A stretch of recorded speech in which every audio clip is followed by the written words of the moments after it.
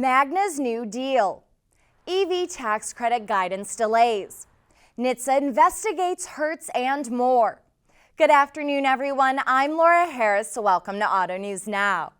We'll hear more on those headlines soon. But first, our lead story.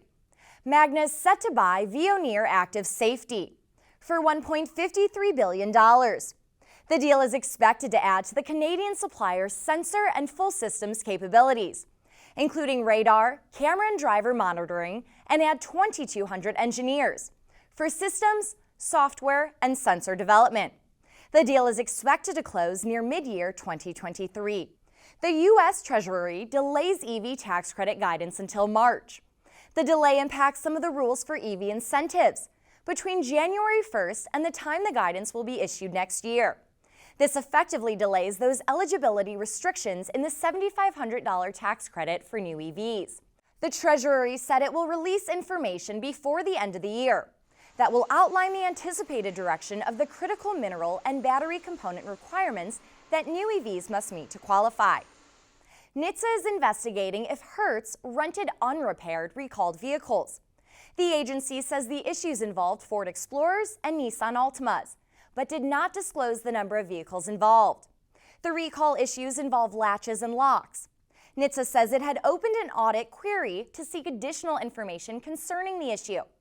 You can read more on these stories in our newsletter, The Daily. To subscribe, go to the More section on our website and click Newsletters on the left side of the screen. Get ready for Kia's return to the Super Bowl. Last season, Kia used a cute robotic dog in an ad that plugged its electric EV6. But Kia wasn't the only auto brand to tout their electric vehicle ambitions.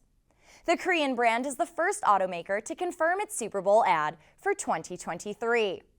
As 2022 comes to an end, we continue to take a look back at some big names in the auto industry. Next up in our Year in Review video series is Mike Martinez, a Ford reporter for Automotive News. So what was Ford's biggest accomplishment this year? Well, 2022 for Ford was really all about the launch of the F-150 Lightning. It's really a consequential vehicle for them, really meant to win over a lot of EV buyers that may not otherwise look to buy an EV. Martinez says the Lightning is meant to win over EV buyers or truck buyers, a lot who tow, haul, and use their trucks for work. He says typical offerings in the EV spaces don't really appeal to these buyers, but the Lightning is built to. Ford in 2022 was able to make some strides. They were the #2 best-selling brand in the EV space, way behind Tesla, but to be #2 is still quite an accomplishment. When it comes to a competitive market, Ford is ready to stay on top. Martinez says the automaker is trying to maximize production output and hopes to become #2 as a company to Hyundai Motor Group in the EV market. Now, Ford is building as many EVs as they can sell and has an electrification strategy that focuses on nameplates. They decided to electrify those because their customers know what they're getting when they see that Mustang name, when they see that F-150 name. And now they're getting a little bit more in terms of capability, in terms of speed, in terms of a lot of the different things that an EV can do for you. Martinez says Ford wants to focus on nameplates that customers know and lean into their strengths. That's why you'll see the F-150, Mustang, and Transit. Another strength was Ford's ability to maintain production on many vehicles this year, despite struggling with supply shortages.